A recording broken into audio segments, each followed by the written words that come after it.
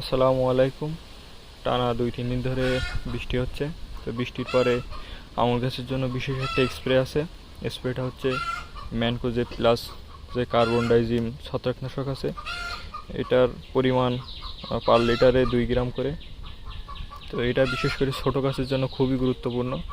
তো এটা আমরা তলা থেকে একেবারে গাছের উপর পর্যন্ত স্প্রে করে দিব সুন্দর করে।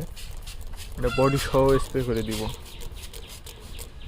এতে করে গাছের ছত্রাক, যেটা বর্ষার পরে যেটা সমস্যা হয় ছত্রাকজনিত, সমস্যাটা আর হবে না। তো চারা গাছের জন্য এটা খুবই গুরুত্বপূর্ণ।